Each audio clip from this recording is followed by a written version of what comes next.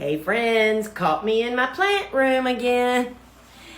I'm out here in the grow room because it's the warmest, fuzziest place to be when it's really cold, snow on the ground, and you're deeply just concerned about the outside weather. Hey friends, it is your friends in flowers, Lisa Mason Ziegler, and thank you so much for popping in here for this is Ask a Flower Farmer.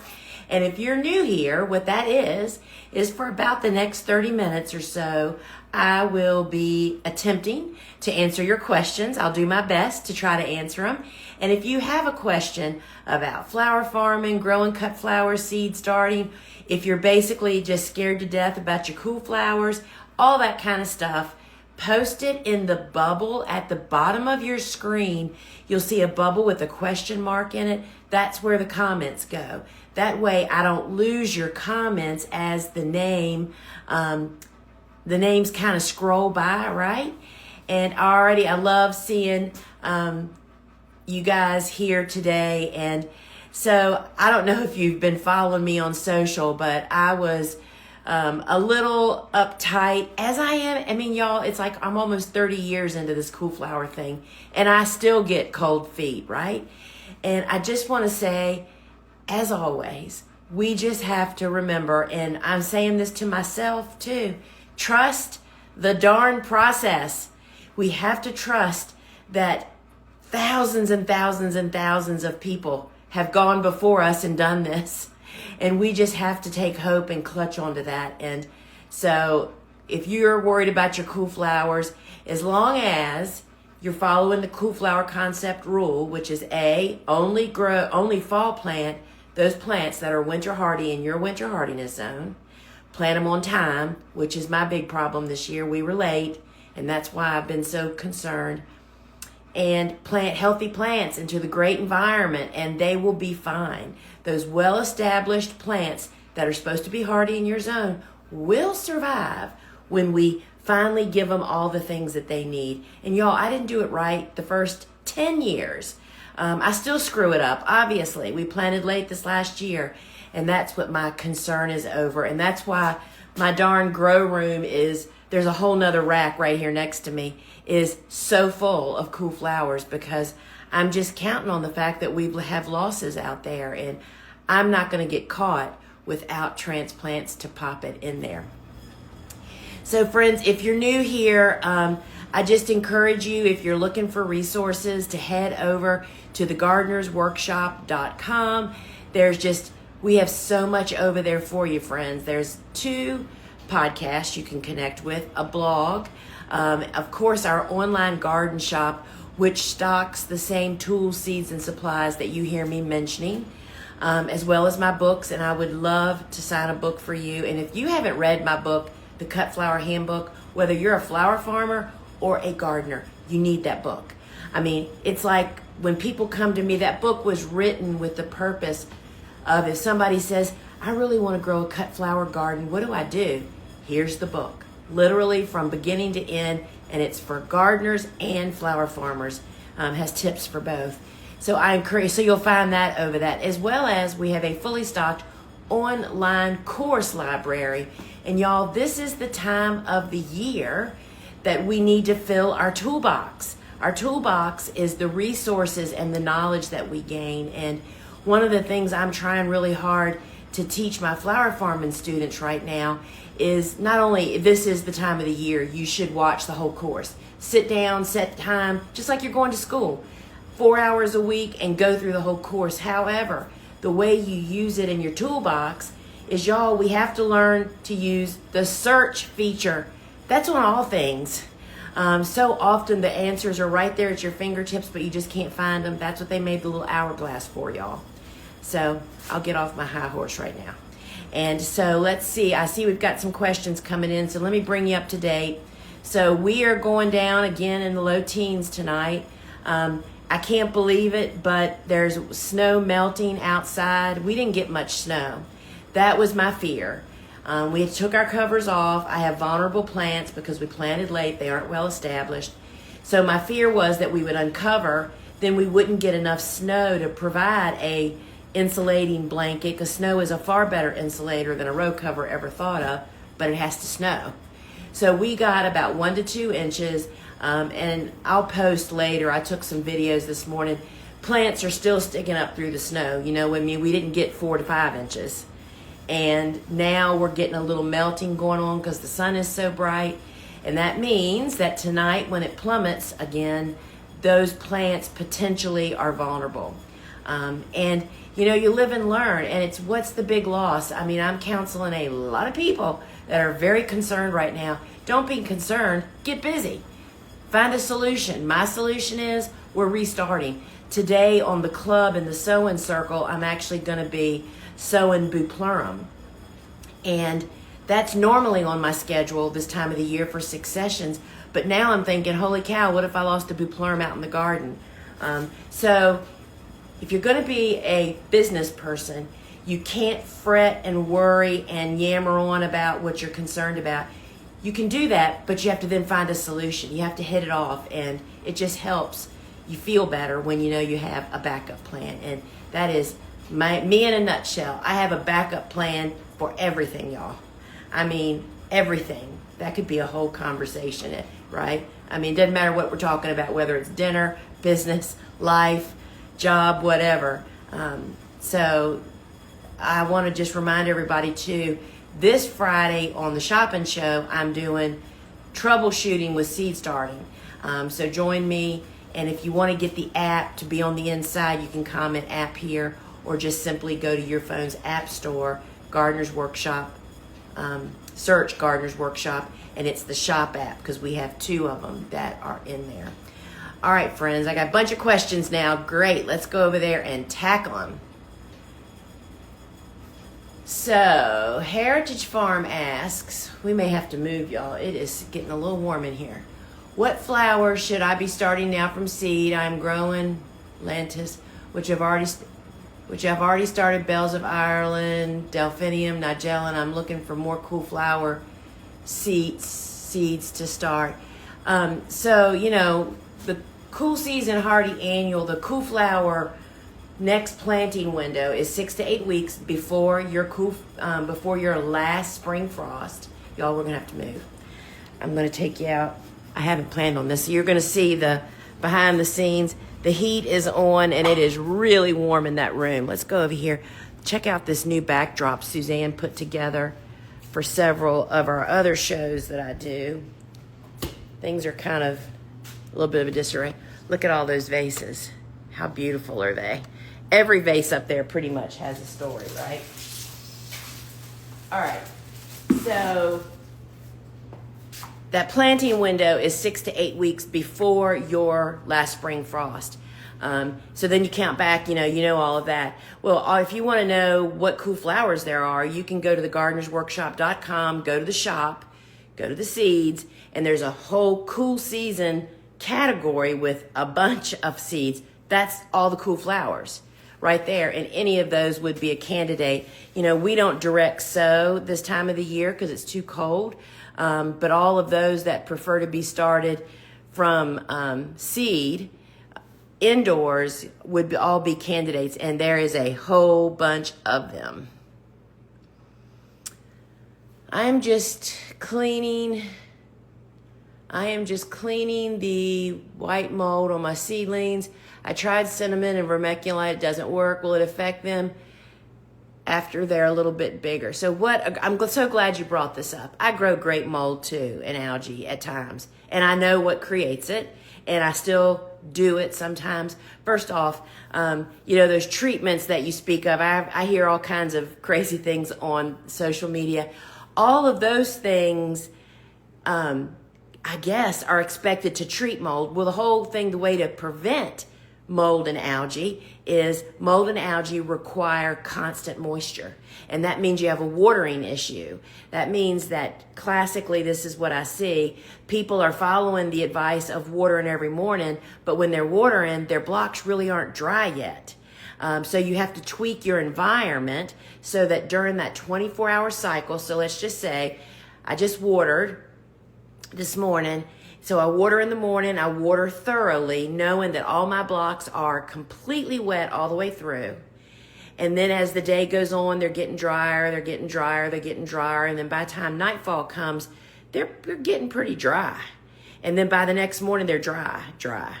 And it's air temperature is that what usually contributes to that. So you have to be able to tweak your environment. So it's air temperature. And as your plants get a little bit bigger and get more roots, you'll find that it becomes less of a problem because they're sucking up so much water. It's usually, and I'll tell you this, that overwatering, which is what I just described, they aren't dry when you water in the morning, contributes to puny growth. So it's a vicious cycle.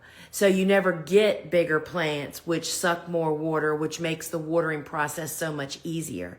You don't learn this overnight. It comes with practice. But what most people are trying to treat the problem, where you just need to prevent the problem, because it's not just that problem. It's the problem that also, those conditions also grow puny plants.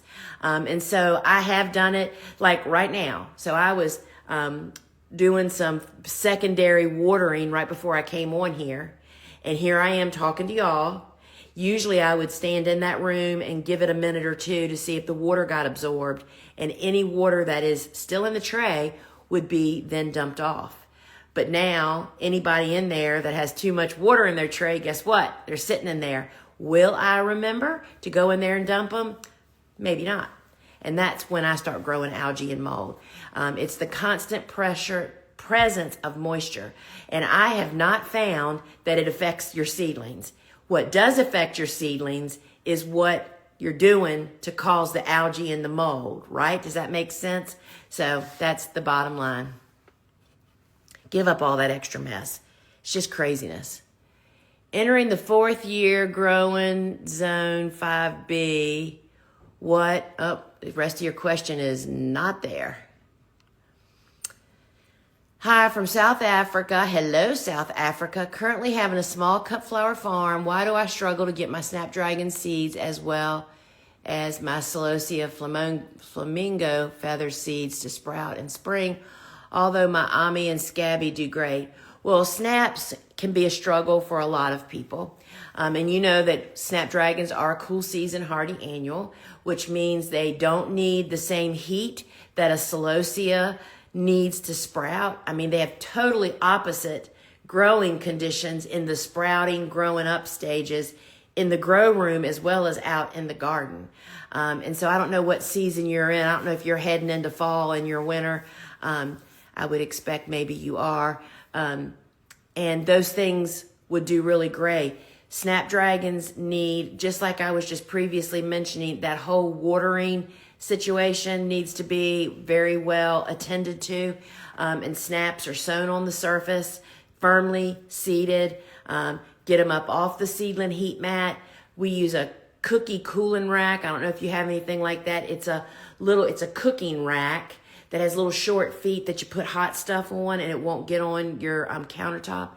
And by putting that on the seedling heat mat, it lifts the trays up just a little bit, and that kind of cools down the heat mat, which it needs some warmth, but not as hot as, like, for instance, Celosia would need. So cooler conditions, but yet still warm, sown on the surface, and don't overwater them. Should I succession sow feverfew and yarrow, and do they bloom in flushes? So for feverfew, we fall. Our succession is fall and very early spring plantings. And then I might, depending on how crazy business is, high production, I would definitely do it again in 4 to 6 weeks. And on yarrow, totally depends on what variety you're growing. You know, we grow Colorado Sunset and Summer Berries. Those are both of the ones. There is a perennial. There are perennial yarrows. That's not what we're talking about. We're talking about those that are treated as hardy annuals, which you'll find again over on our website under the seed category. That cool season seed category is really helpful. It's just a quick reference, right? You can go over there and see. I have never very early spring even planted yarrow. it just doesn't get tall enough before it starts blooming is the problem. Fall, it's like winter hardy to zone 5. So we fall plant it and that's it. And it probably blooms for, if you keep it cut properly and it's happy, no fertilization, 3 to 4 weeks we're cutting that. And I also want to mention now, I just thought of it, is that today's the last day for y'all to fill out our survey. If you want to have a hand in guiding what the Gardener's Workshop does for the next 5 years potentially, we have a survey, and when you complete the survey, you get a 10% off coupon code to use on your next order, and you get entered into a $100 giveaway. I'm giving 3 cold cash, $100 to 3 different lucky winners of that. So you can comment survey here and we'll DM you the link. If you're not on our email list, it's the only way you can get it. You won't find it on our website. And that expires at midnight tonight, which is, today is January 22nd, 12 midnight. So comment survey, would love, take you less than 10 minutes to fill it out. We have had so many surveys returned, and it is so eye-opening to us what y'all are hungry for and what you want from me. So please do that. Cool seeds. If starting seeds 4 to 6 weeks before planting, is the planting date starting at my last frost date? So no. So everything, you always start at the end and work backwards, meaning, when am I supposed to plant? So you're supposed to, if you're talking about cool season hardy annuals, the optimal cool flower concept window in spring is what we call very early spring. That is 6 to 8 weeks before your last spring frost. Example, my last spring frost is classically mid-April. And so 6 to 8 weeks back is like Valentine's Day, February 14th to March 1st. That's when I'm supposed to be planting. Then I have to count back however many weeks, which is typically 4 to 6 weeks, depending on what seed you're talking about, before that, to get those seedlings started. That's what's in that room right now. We are revving up to have stuff ready to plant that window of February 14th to March 1st. I mean, we have beds ready and waiting that have been sitting out there since last October, empty, but fully prepared and mulched, ready and waiting for this planting.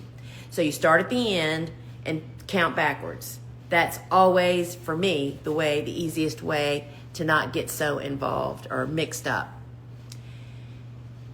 Tips on when, how, and what is your process for growing snaps? When and how, what is your process for growing snaps? So they're a cool season hardy annual. We fall plant them. If you're not familiar with how to grow cool season hardy annuals, I highly recommend my book, The Cut Flower Handbook, which snaps are in there. That book includes 41 cool season annuals and 25 warm, but it gives you the whole lowdown on every single flower. First, it explains how a cut flower garden works, the first little section of that book, and then how to implement it, whether you're a home gardener or a farmer. And that whole how to embrace succession planting, how to weave together cool season and warm season no matter where you live, because it's all based on temperatures, not USDA zones, because it's an international book, right? And so you can find it at your big favorite booksellers. The Cut Flower Handbook will answer all of your questions. Do you only grow pollen-free sunflowers, or do you buy your seeds? No seed collection options. All right, so Army. I'm always trying to figure out people's names from their handle. All right, so yes, as cut flower farmers, commercial growers, we only grow pollenless sunflowers. They still produce nectar, and the bees, I mean, we have bazillions of native and honeybees that come here and visit, still provide plenty of nutrition for them, but that's not why I'm growing these sunflowers, right? They're cut flower varieties. And why would we want pollenless? The whole system of creating pollen really makes the vase life of those sunflowers much shorter than a pollenless variety. In addition, it drops pollen all over your customers' tabletops, which is a pain in the neck, but it also contributes to their allergies. So for the longest vase life, we only grow pollenless sunflowers, which the series that I grow are Pro Cuts, and they have 14 different colors, and it's just a great one. You know, sunflowers are the unsung cash cows of flower farms, and so many people just don't even realize. They think they're far too simple. And so we don't do any seed collection except for we grow seed for 2 varieties of plants that we can't get seed. The seed's not available anywhere. But beyond that, seed collection and storing and getting them to be actually true, and they're a hybrid, so you really couldn't collect these. That's just a whole nother can of worms. Our goal is, our business is growing cut flowers. So buying seeds is the least expensive method for us to be able to do that, if that helps you. But that's why we grow pollenless. And the Pro Cut series, which you'll find those over on our website, are the bomb. And have killed we just crush it with sunflowers. Thank you for all you do. You're welcome. What organic gnat control product do you use? I used to use Natrol, but can't seem to find it anymore. So funny you should say that. That's one of the things I was going to show you in my grow room. You can find it on our website. Yeah, Natrol is not available. That's why we stopped selling it. But we have a product that is the same ingredient. It's just in a different method. It's the mosquito bits. You'll find it over on our website. It's the same BT. It's just in granular form. And that's what I put in my watering can every Wednesday. Yes, Wednesday. So that was done this morning. And that kills the larva that's developing in the moist soil. And then, of course, I have yellow sticky traps all over. Let's walk back in there. The heat turned off. Y'all are getting a real behind the scenes look at the craziness. We have several different studio sets in here. And all right, so I'll show you. This is the mosquito bits. And then, of course, and I'll show you. These are our yellow sticky traps. And you can see it captures the adults on there. It's just a matter of time when you're growing seedlings indoors. And now the sun's kind of crazy, huh? When you're growing seedlings indoors and you have moist soil, it's ultimately you're going to get fungus gnats. Fungus gnats are far better to prevent than to actually have to capture and have an outbreak. So that is how we do that. Every Wednesday I use the bits, and then we keep these yellow sticky traps are on every shelf. You can see them over there. I use these, my dad made these wooden blocks that we used to use to put chalkboard signs in at the farmer's market back when we did it. Of course, we don't do that anymore. And so it works perfect for those. So yeah, you can find those over on our website. Thank you for asking. Once the snow melts, anything we should do to help recover? You're talking about cool flowers, I'm guessing. We'll put our covers back up just to help concentrate the heat and to help to make the most out of the sunshine. So our hoops are still out there. Our bags are still down. But our row covers were picked up by Andrew yesterday and stowed in the building. They're actually on the back of the golf cart, so they don't get frozen or wet, and we'll bring them back out. But we're calling potentially for a little more snow today. So we'll be looking at that. Once the snow melts and the plants are being more exposed, there's benefit to putting your covers back on. That was the whole point of why I removed them from the garden. Because if they were just down in the garden, like you normally just take them down while you're doing something, they'd be frozen solid as rocks. You would never be able to get them up. So we do that, but other than that, no, there's nothing. You don't pull anything out. You don't evaluate anything. It's just a waiting game now. And I will tell you that most often, if they're happy, healthy plants, when they went into this craziness, they'll come out smelling like a rose, y'all. It's us that needs the support group, right? Do you have any solutions to thrips that doesn't harm our dearest pollinating bee friends? That is such a great question.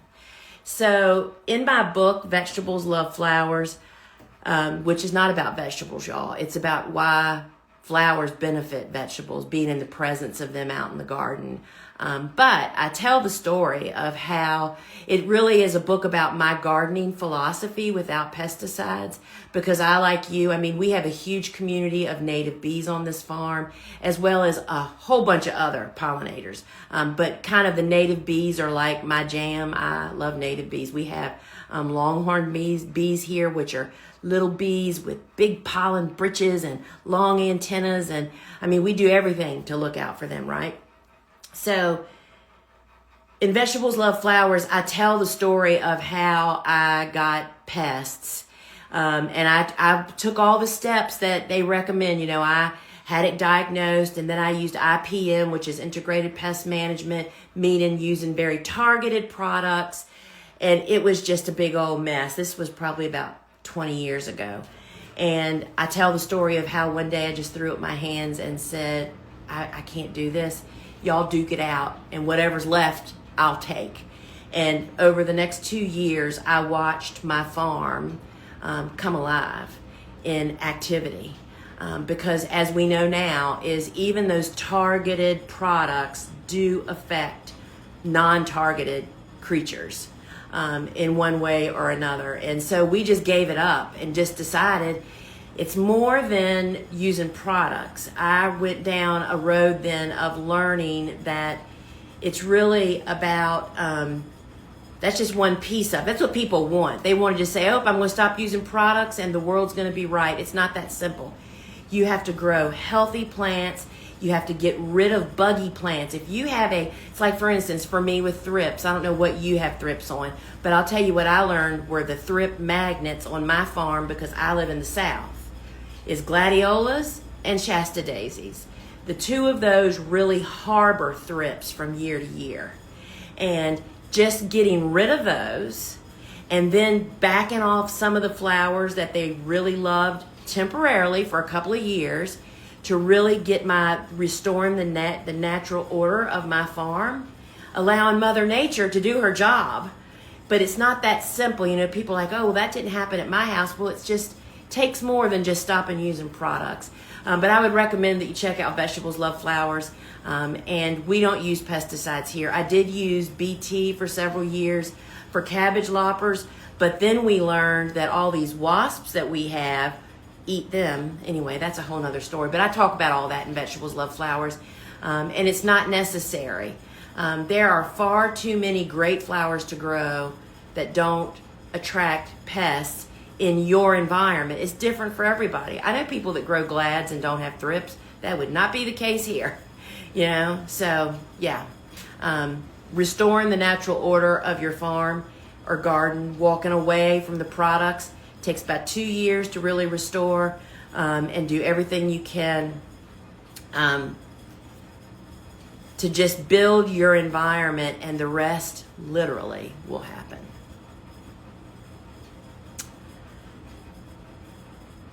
Do you sell the pro-cut sunflower seeds to Australia? I'm so sorry. I do not. We do not ship internationally, particularly seeds. It's just all about, we're not big enough to be able to do that.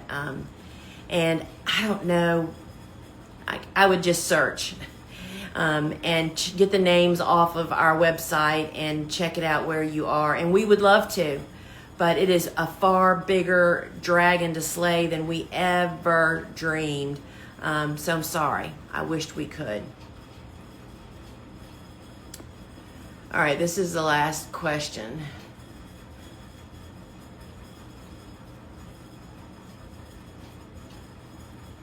So I'm going to answer this one.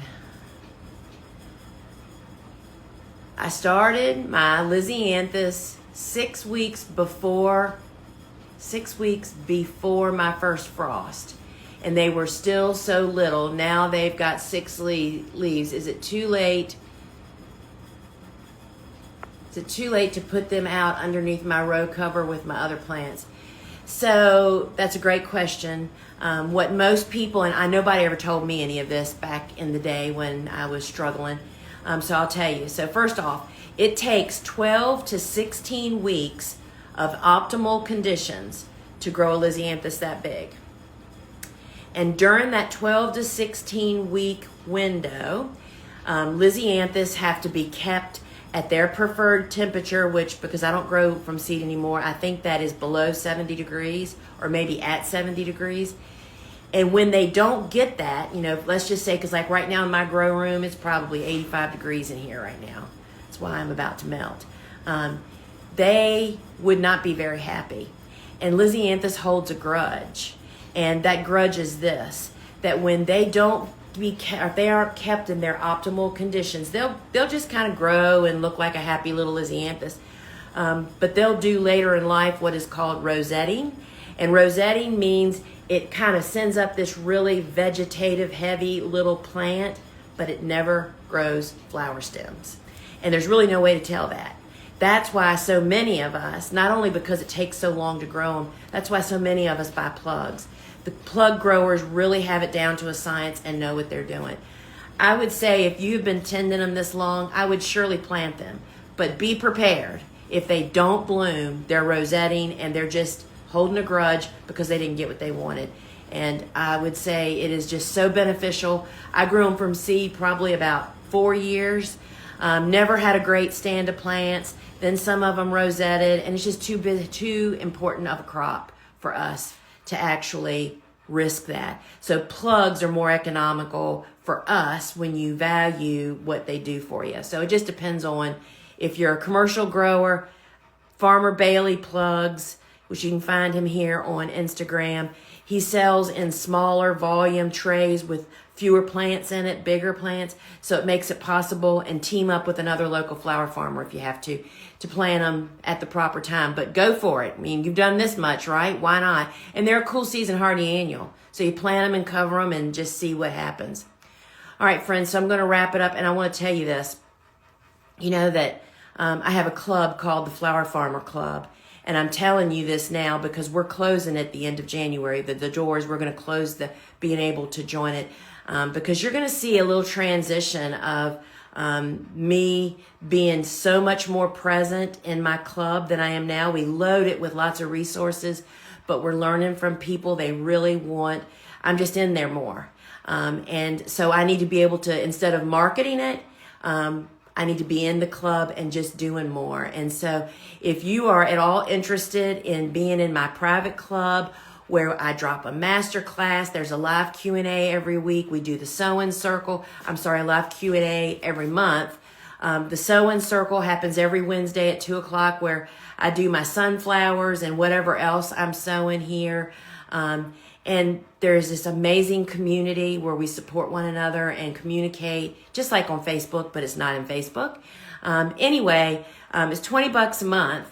And when you buy it for a year, you get 2 months free.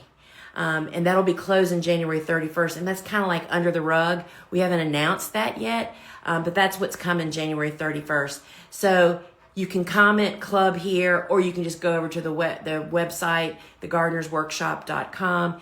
And it's just getting more of me in a very different way with libraries of master classes and the Bloomcast, which is my private podcast that's in there, and the Flower Farmer Forum, which is that live Q&A. You can go back and listen to the past ones if you want to.